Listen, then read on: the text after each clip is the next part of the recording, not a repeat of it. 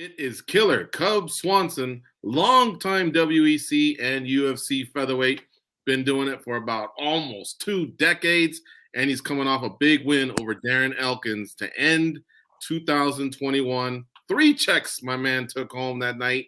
Performance of the night, the win bonus, of course, and the show money. Big night for you, Cub, in front of your family. It don't get any better than that, brother. Yeah, it was another one of those memorable nights.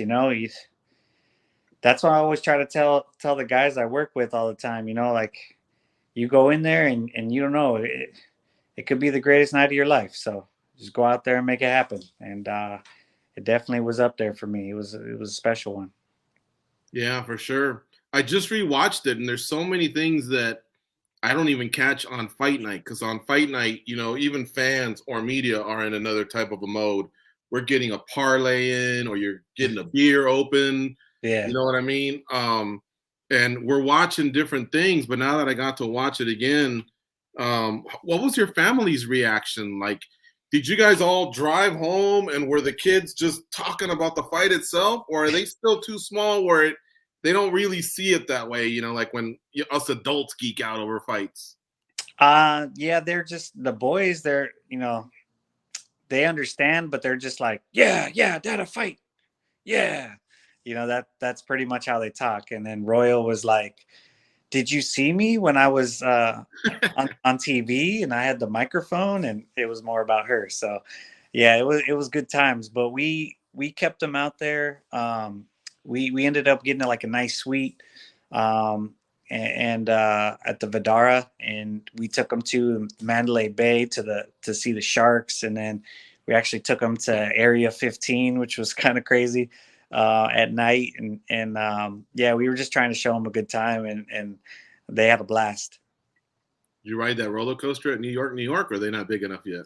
No, they're not big enough yet, but yeah, I don't know if I want to do that roller coaster. One of the boys, and I believe there's Royal, King, and Saint, right? Uh-huh. When they panned to one of them, one of the boys just looked like, day at the office. The other two were more excited. Are all three equally as excited about Daddy's career? Or how would you say they are towards their enthusiasm towards what you do?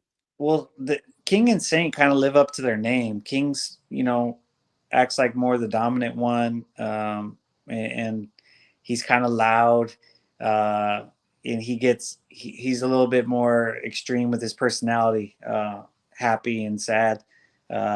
Easily gets sad, but he's really excited. And Saint is more like even keel. He's just chilling all the time. So he's probably the one that was just sitting there like, whatever. But I think both of them were kind of, because they're wild, but when they're at home, but when you go to a new place and it's unfamiliar, they're kind of checking it out for a while. And we knew that there's like a window of time where they're just going to sit there kind of looking around before they get up and run around. So Kenda did a great job of planning it perfectly and getting in there and, getting them settled and me fighting. It's a trip too, not to spend too much time on this, but it was so unique because all three kids had the best seat in the house, and it was one of Daddy's best performances. But, like, have you ever watched, YouTube or Facebook, and you ever see these street fights that break out? Usually kids are in a panic, they're crying, even when it's just words and it hasn't even reached that point.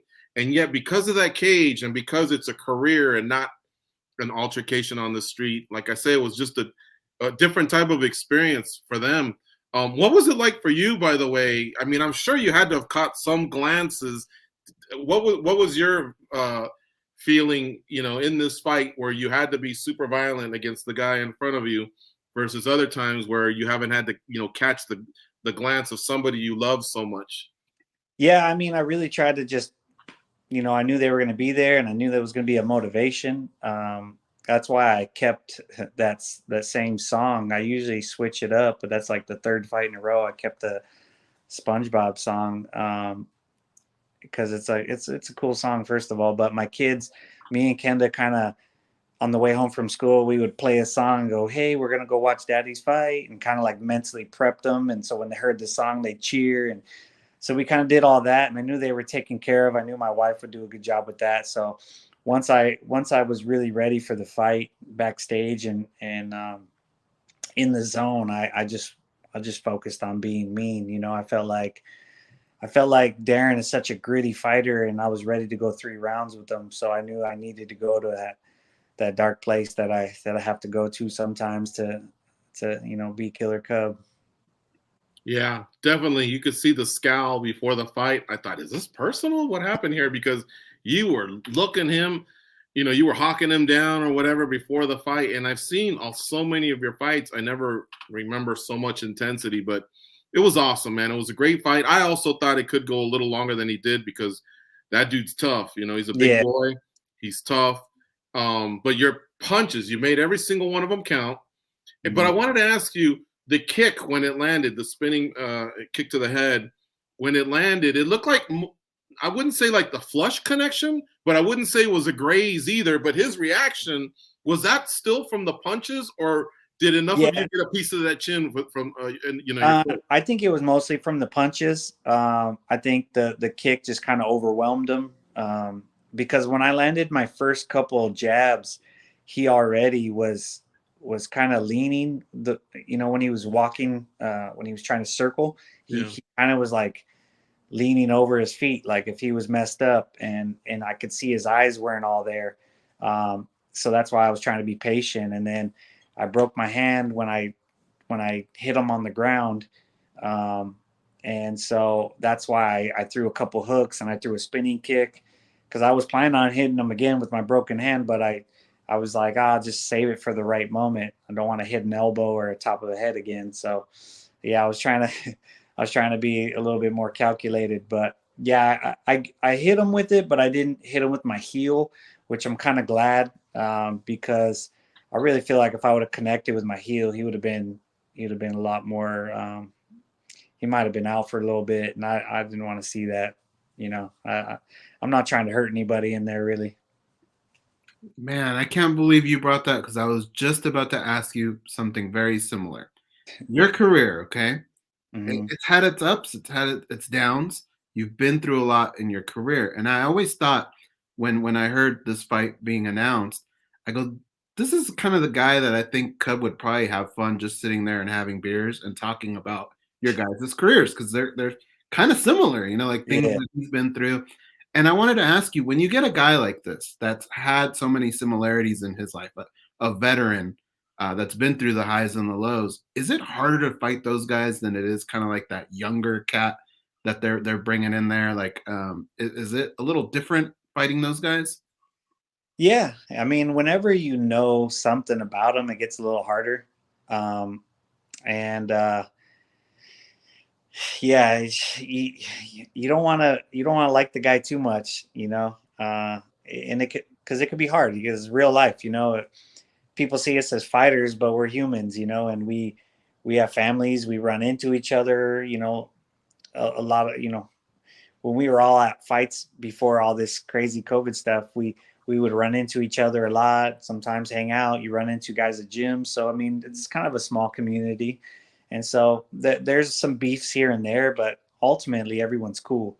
So you really don't want to, like the guy too much, So yeah, I don't want to like look at my opponents' social media and see them with their families and stuff, because then I just got to kind of block that out, because they're a good person usually, and it's just business. You talked about the moment itself. When it was all said and done, they did something that even I got a little emotional. So I can't imagine where you were at. But you took a picture with your family in the cage. And while they're, whoever was taking the photo, I can't remember. I just remember thinking, man, that is like the perfect picture. Everybody's smiling, everybody's happy, they're all there. And I thought about all the things that you've been through in your career to get to this moment.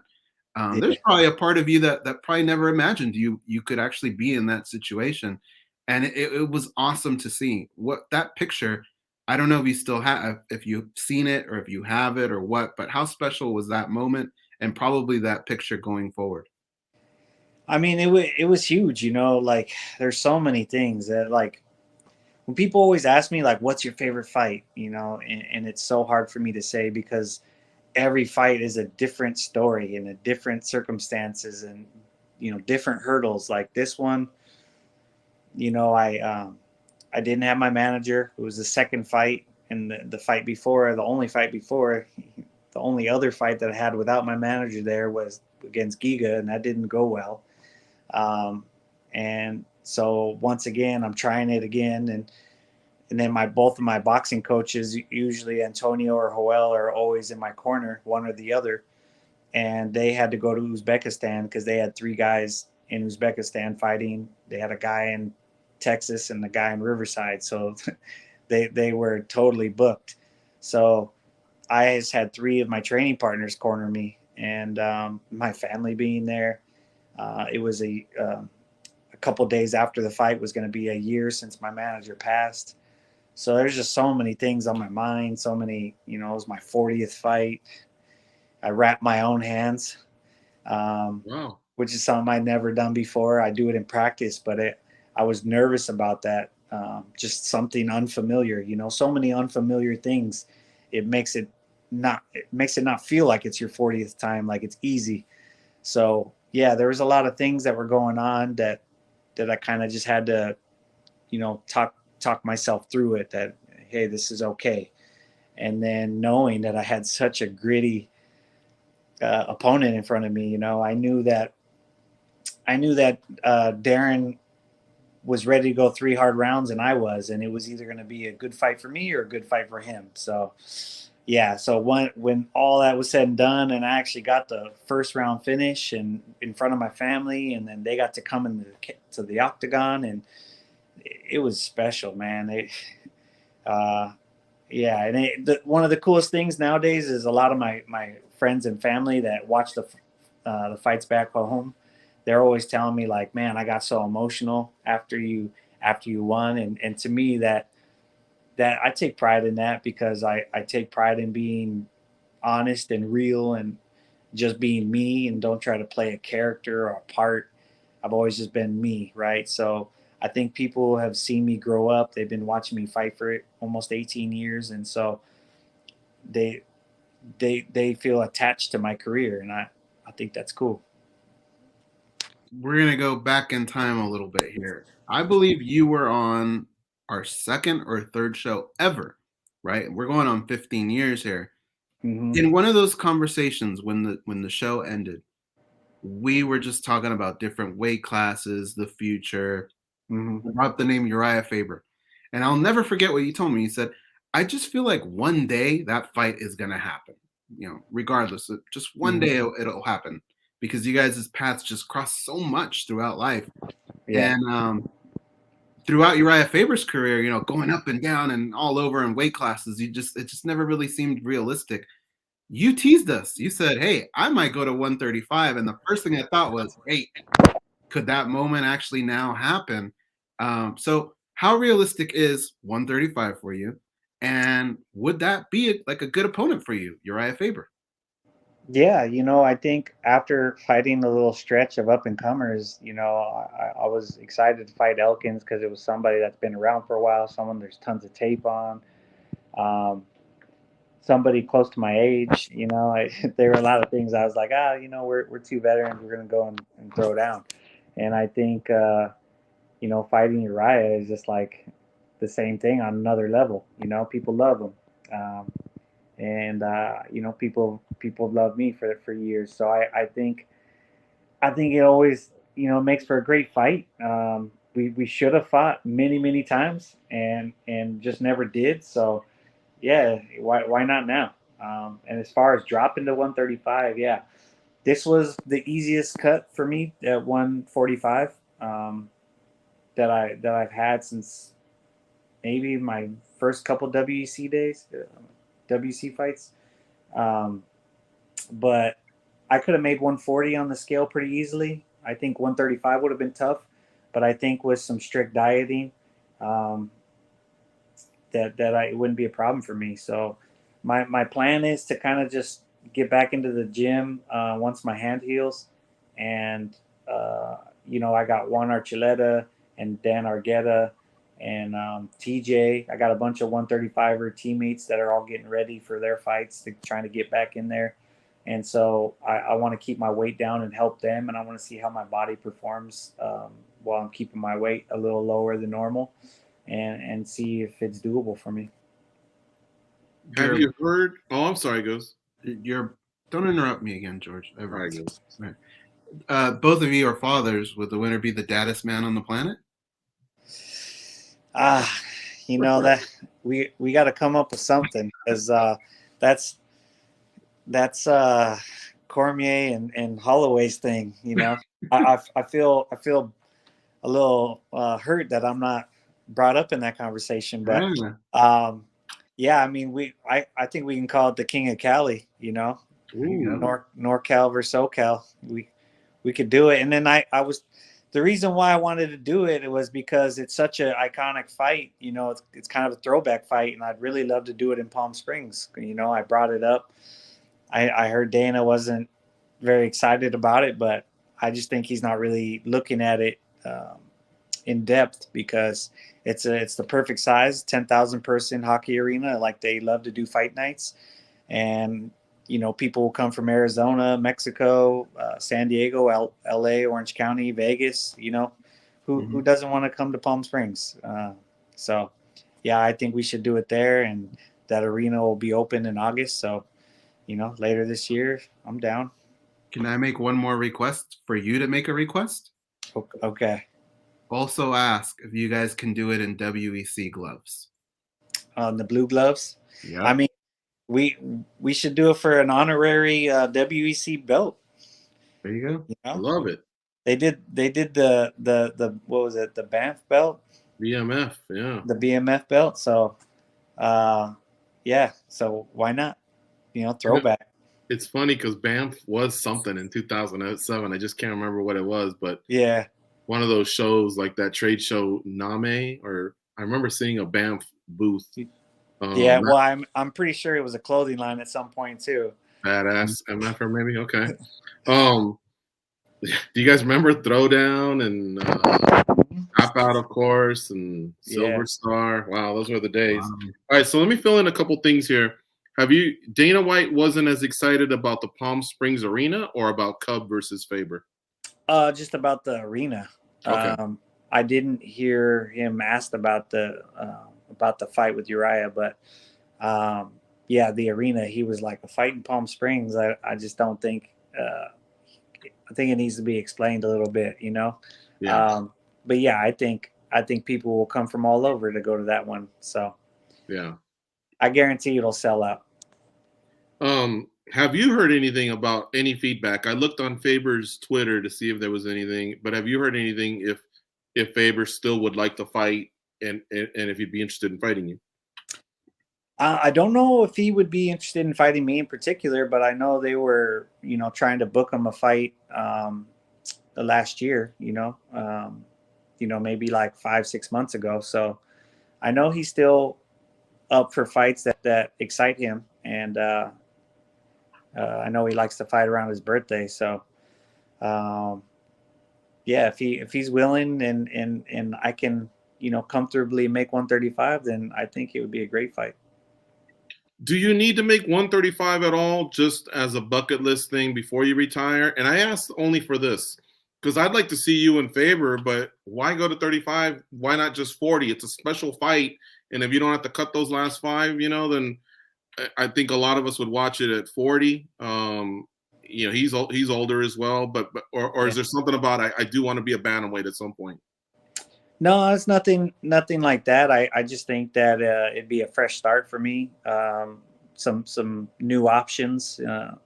But yeah, the UFC, every time I've talked to them about meeting in the middle, any kind of catch weight, it was like, no, absolutely not interested. So okay.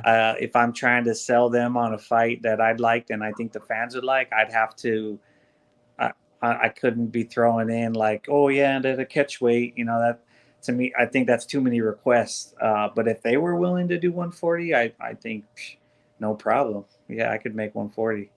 Right. You know, it's funny that Ghost brought up WEC, because your fight had a WEC feel to it. By that I mean you and Darren both fought in the WEC. It was in a smaller arena than MGM or T-Mobile, so it kind of had a little bit of the Hard Rock or Palms feel. Joe Martinez was announcing. It was the smaller octagon, so not the six-sided um, uh, cage that the WEC had.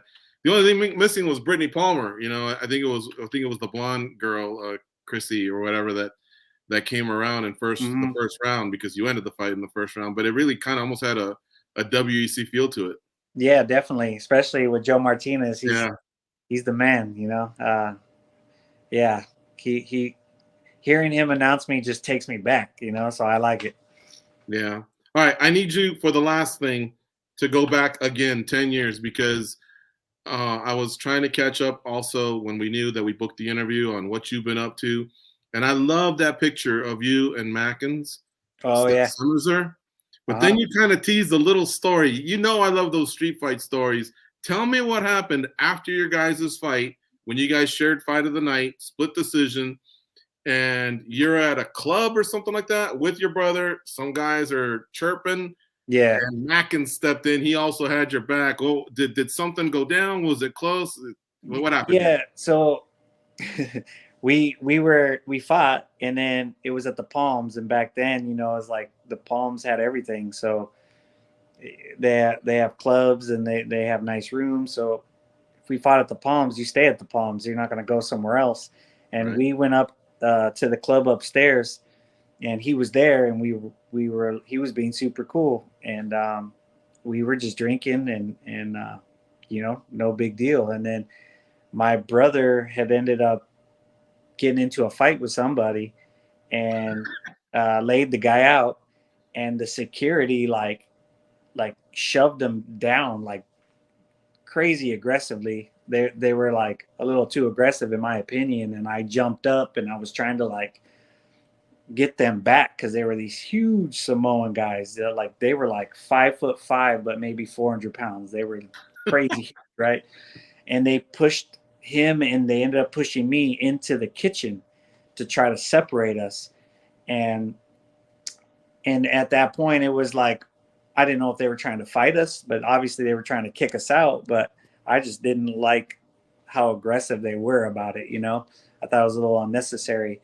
And so while we were kind of getting into it with them, Mackins comes basically running into the kitchen, and he was like, "What's up?" You know, and he was like, backed us up. And I was like, that's pretty cool. You know, I was like, hell yeah. You know, we just fought, and, you know, I had won. So sometimes, you know, it's hard to be nice to somebody who just beat you. So I think there was that respect, that we had a great fight. And then, yeah, he had my back right after. So it was really cool. I always remembered that. And then one of my students that I train now wrestled in Virginia, and he learned jiu-jitsu from Mackins, and that's where he started. And then he moved back home here to California, and then I've been working with him. And so I found out that he had trained with them. And then when we went to my guy's last fight in Florida, he happened to be there, and we got to meet up. So literally like 10 years later, we got to hang out and just kind of, you know, chop it up. So it was pretty cool. It you know, it's crazy to be, you know, to fight somebody and have, you know, that animosity for a little bit of time, and then kind of like years of respect and friendship. Right. No, that's awesome, man. And the WEC fighters are special. There'll always be a special fraternity, I'm sure, amongst all of you guys, even the guys that probably had some beef. Too bad some of the fans now, because the WEC literally has been gone for over a decade. They really need to go back into UFC Fight Pass and just watch some of those cards, man. Yeah. It's like a fresh card that you may not even know some of the results, and you get to see some of these studs like Cub and Aldo, Dominic Cruz. You should check it out, folks. A lot of these fighters that are still active and still carrying that torch. Elkins as well. Yeah. I mean, you can go back, and the cool thing is you could see the progression of our game. You go back, look at Poirier, look at Holloway, you know, like, you know, look at Cowboy, like look at how raw everybody was, you know, and then what they evolved into the UFC, and you can see. To me, that's always huge. Is look at someone's progression. You know, that Even shows what they're Pettis' kick still holds yeah, up. That's a yeah, vicious kick. That's a nice yeah. kick. That helped put us all on the map too. You know, so yeah, I appreciate all of it, every minute of it. Hey, so in the end, it was really almost you guys versus the bouncers, not versus you versus some other knuckleheads, right? Yeah, yeah. I mean, Wow. like I said, my brother got into it with one guy, and then the security just came in like super aggressive, and it was a lot of shoving and shit talking, and I wasn't really trying to fight the security because I know that doesn't end well, Right. because that just means more security's coming. But yeah, I wasn't gonna let them push my brother around and be like that, and then he was so quick to back me up. I was like, where I'm from, that gives you credit, For sure. Yeah. Um, I guess the last thing I lied. Your hand, did you have to have a surgery, and how long will you be out? Was it major or minor? And are you pissed at the guy that wrapped your hands? Obviously, that's a joke. Yeah, that guy sucks. No, but I break my hand no matter what, so whatever. You used to, Cub. You used to break it more. Then you went through a lot phase where you weren't breaking them. I don't know if you got them stronger or what, but I don't Yeah, remember that you've broken them every fight either. but the most important stat though is I'm 7-1 when I broke my hand in a fight. There you go. So Why couldn't one of the UFC cut men or the cut woman wrap them, or even one of your teammates? Is that just something you've been doing more, or was that because something I'll be Tommy honest, I feel did? like, Or I mean, I really don't know. yeah, I just feel like I do a better job. Okay. And I'm not trying to rag on anybody. I just have been doing my own hands in training. I know how it feels. I've had my hands done by these top level top boxing trainers for so long, and I've watched them. I wrap all my guys' hands, so I did a lot. It was more minimal than usual, but I felt like I needed it, and it felt like a great wrap. So yeah, I'm not mad about it. I just hit him on the top of the head with my middle knuckle, and it cracked, broke into a couple pieces. So no surgery as of yet. They're letting it heal on its own. As long Okay. as I'm going to go back for another checkup, if it's healing, if it's still on track, then it's just going to let it heal. There is the possibility that I would have surgery, but it's not I don't think it'll happen. So just out for a few more weeks. I'll probably be back in the gym before I even get this cast completely off. So it's all good. Goes, maybe you can remind us, but didn't Stitch Duran tell us there's a fighter that doesn't like to get his hands wrapped at all? Is it Eddie Wineland? And I think the commission by law you have to have some tape. So all he does is just put one strip there just to comply. But yeah, there's some fighters that don't even like a wrap at all, which I kind of find a little bizarre, but what the hell do I know? But I thought it was Eddie Wineland. Goes, do you know, or do you know, Kel? He's one No, of them. I don't, but that I remember hearing that, and that sounds like it would be true. Yeah. But yeah, because I mean, I've heard that a lot. Some guys, but it's usually the grapplers. They're like, "Nah, I don't want my hands wrapped because I'm trying to grapple," Right. But someone who's mostly a striker, that scares me because my bones aren't that strong. Well, they were strong the other night, man, because all those fights were pinpoint. Sorry, all those punches were pinpoint. I was very impressed with the accuracy, the composure. He even got you once on the side of the head, and you shook that off. But I love that you didn't just have an urgency to go in. You kind of like were surgical with the finish, and it was a thing of beauty, honestly. So congrats on that. Congrats on the win, the 3 checks, the family, getting to witness what Daddy does for a living. So happy for you, bro. Thank you. Yeah, it was special, and yeah, all that training was just that's when it's special. Is like I trained all that stuff, and then to actually make it happen that in there at the highest level, that I felt happy about that. So yeah, very very happy with it. Dude, I'm so sorry. I cannot stop laughing. I'm going to tell you why. Before you came on here, George is wearing a black shirt, okay? But there are times where when he moves around, it looks like he's wearing a black leather jacket. I don't know if you could tell, like the shadow. Put me on the big screen so you can see, and I'll do it. It's the weirdest thing, dude, and it looks so funny. Now put Cub. Cub, can you see it? Or do I have to be the big guy and you guys are the two little guys? Yeah, you see how like the sides of his, it's a shirt, but when he does that, it looked like he has a jacket on. So now I'm gonna go, and this is gonna look like I have a black shirt with a black leather jacket or a black members only watch. Doesn't it look like I'm wearing a jacket over a black shirt now? Yeah. It's just the shadow of your face.